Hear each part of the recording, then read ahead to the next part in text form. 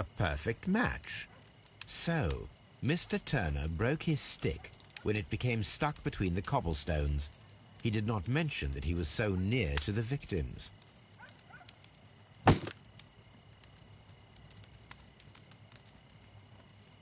The books on this shelf are in a mess. It looks as though Mr. Turner was trying to find something in a hurry here a short while ago.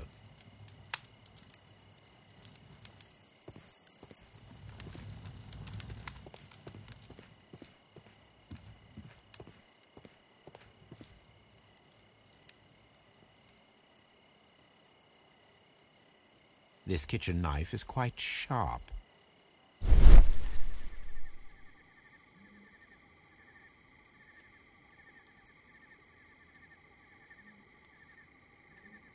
There are pieces of shredded paper scattered over the table. This kitchen knife was used to cut the paper.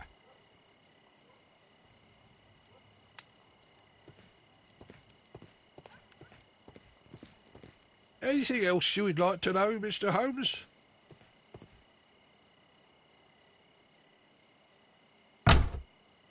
So, that's the view Mr. Turner had when he opened the window.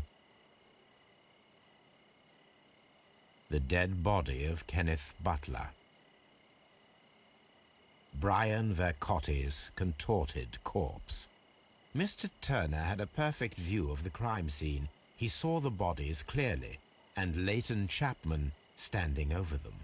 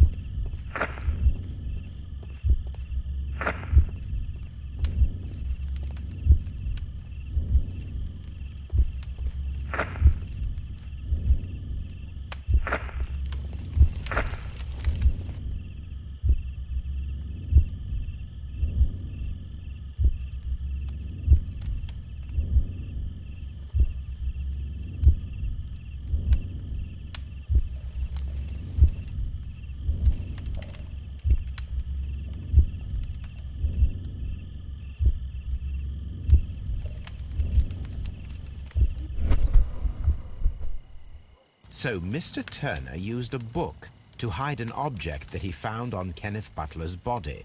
The question is, what did he find?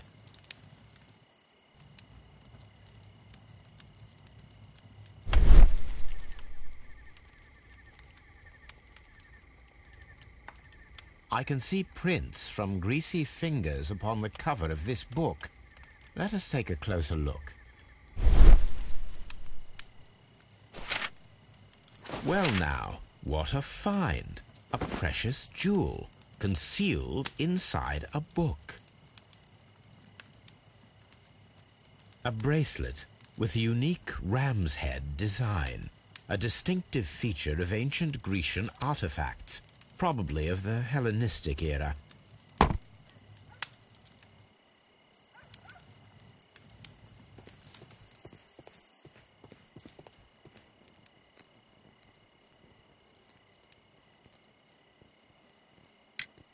Mr. Turner, how would it be possible for a man of advanced years, such as yourself, to rush from his bed to the window in a matter of seconds, as you have stated? Well, I'm able to move very quickly, despite my age. And when the situation requires it, Mr. Holmes.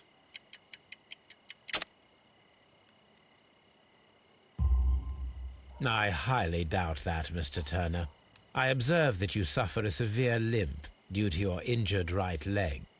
It would have taken at least 10 seconds for you to approach the window. That means you could have easily missed something or someone in Half Moon Street during that time.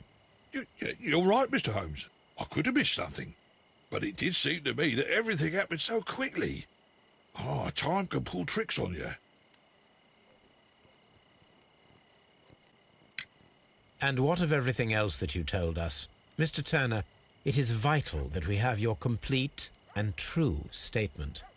Mr. Holmes, I do assure you that the other things I said were most sincere.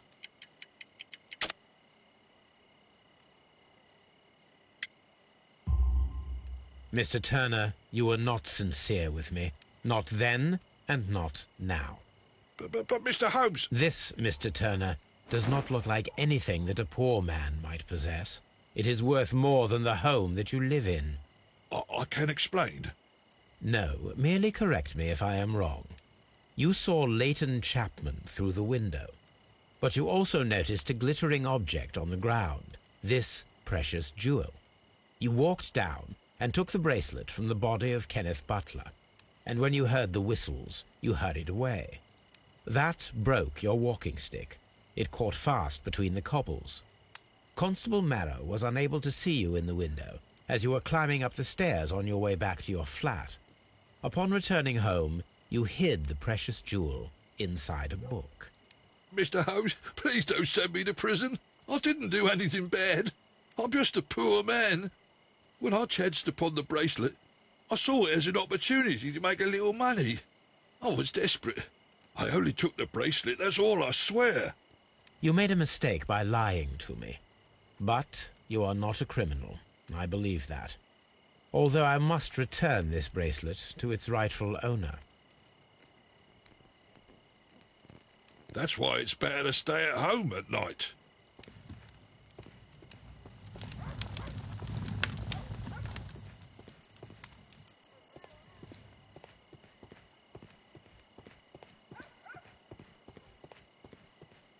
I'll do anything to save my brother, Mr. Holmes. It would be my...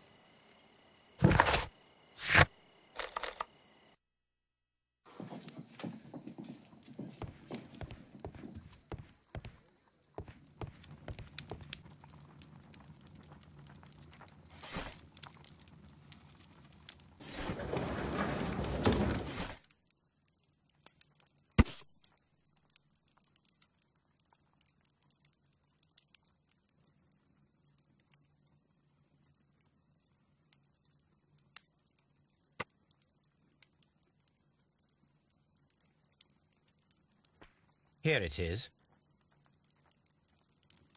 I need to continue my research in my archives.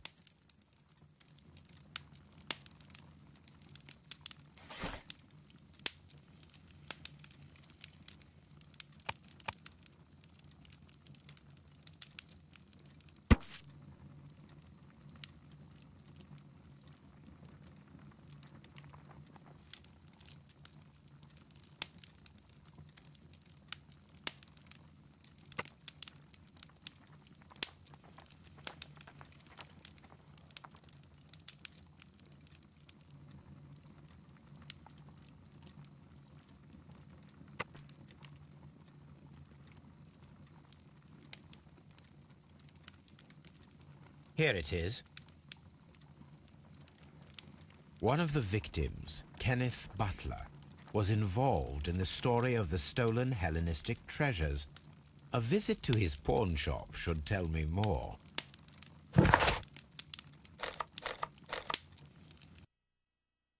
Mr. Holmes, whatever brings you here so late at night? I'm interested in the case of young Leighton Chapman. He was arrested earlier this evening and accused of a double murder. I beg your pardon? That case is quite clear to the police. Or are there any new facts that we don't know about? Who knows, Inspector? Look, you are free to investigate, of course, Mr. Holmes. Chapman was arrested with a revolver in his possession, which you can find in the evidence room. The suspect himself is in custody. Did you find anything else on his person? A few personal belongings. Nothing particular, Mr. Holmes. Thank you, Lestrade. Mr. Holmes, what is the trouble with that lad? Isn't he guilty of murder?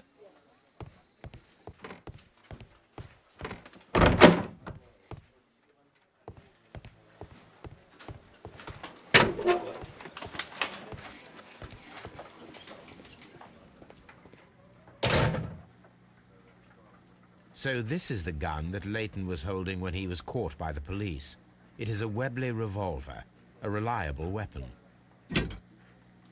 It seems as though the shells were not removed from the cylinder.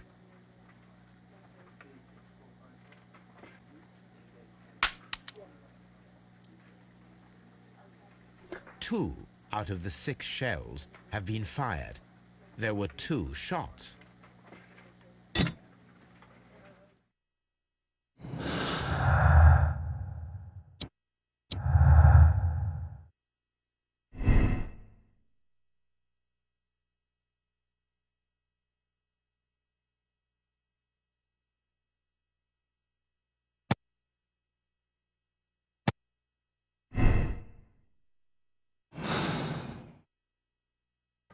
These cigarettes are filled with cheap tobacco. Nothing interesting. A cheap watch, bought with his own money, no doubt.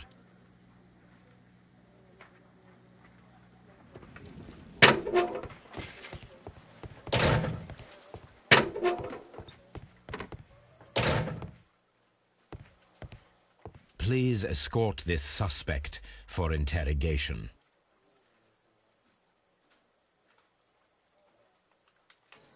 Good evening, Mr. Chapman. Who are you? I've got nothing to say. It's all a mistake. Calm down, Leighton. I have come here to help you. To find out if you truly are innocent, as your younger brother Wiggins has told me. My brother? You know him? Then that means you're... Sherlock Holmes. Oh, blimey. All right, Mr. Holmes. I'll tell you everything.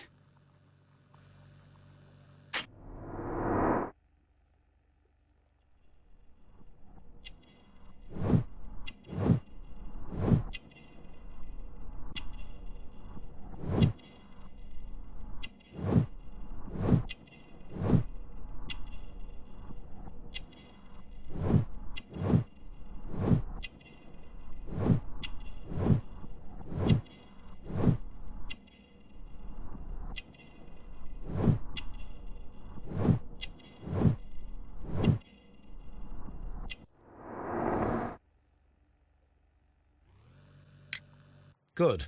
Tell me your account of what happened. I left my work and I hurried up to see the fireworks in Whitechapel. I was late, so I decided to cut through Half Moon Street. I saw the first fireworks light up in the sky. I bumped into a constable on a corner before entering Half Moon. Then suddenly, what with all the firework flare, I saw 2 men. They were both lying flat in the middle of the street. I stopped where I was. I thought about turning back to the police, but as I was thinking of that, I saw a third person. He was leaning over the body that was furthest from me. The second I saw him, he raised his head and he stared at me. In a flash, I saw his gun, but he made a dash for it instead and he escaped through Whitechapel Street. So you might still have had time to return to the constable. I panicked. I didn't know what to do. Anyway, I approached the bodies just to see if they were still alive. I saw that one had blood pumping out of his stomach. He was dying. It was horrible. The second one was already dead. He had a hole in his head. He was holding a gun in his hand, though. I took it, and then I followed the third man. Interesting. Pray, continue. I turned a corner, and I saw the man standing in the middle of the street. He seemed to be in some sort of panic. And then, Mr. Holmes, something strange happened. I told the police and they laughed at what I said, but I swear to you, my words are true. I started running towards him. But then I was blinded by a flash. It was so bright that I hardly saw anything for a good dozen seconds. But I kept running forward. As I arrived in Whitechapel, I heard a woman screaming. And then I was caught by the police. But there wasn't a trace of that man. Of course, then they found a gun and all that blood. I couldn't see the murderer escaping and all that mess.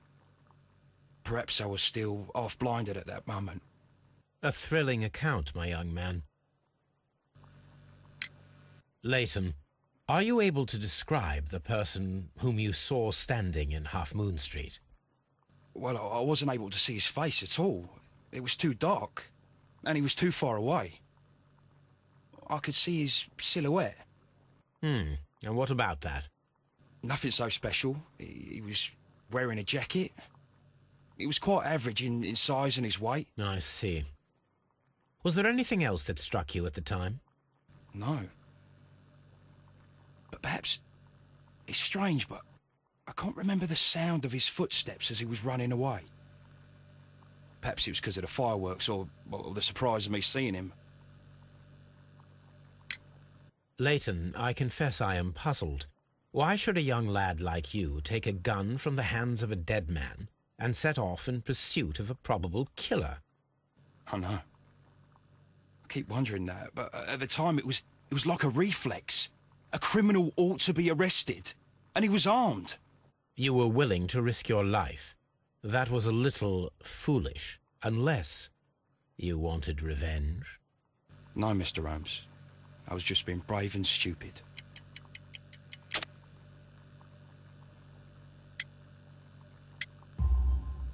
I'm sure that you were, but I believe that you may have recognized one of the victims, Brian Vercotti. You knew that gentleman well, did you not? However could you know that? You have a typical tattoo of the Westgate Brotherhood upon your hand. I observed exactly the same mark upon Mr. Vercotti. You came to know him from your sharing a past prison sentence. Am I correct, Mr. Chapman? Oh, God. You're right, Mr. Holmes. Would you tell me a little about Brian Vercotti? We were convicted for a robbery. Once in prison, both of us joined one of these fraternities. During that year, we tried to help each other out, you know? You were quite young then, I believe. Yes, Mr. Holmes, we were. We'd only stolen a pound of meat. After we were released, and when I saw what my little brother had become, I decided to work towards living an honest life. And Vercotti? He had a hard time. His sister had died in a Whitechapel dispensary while he was in prison. He had no family anymore. Our paths split. He fell back into crime. So you lost him? Yes. And for around 2 years, I heard no news of him at all. We shall see you soon, young man.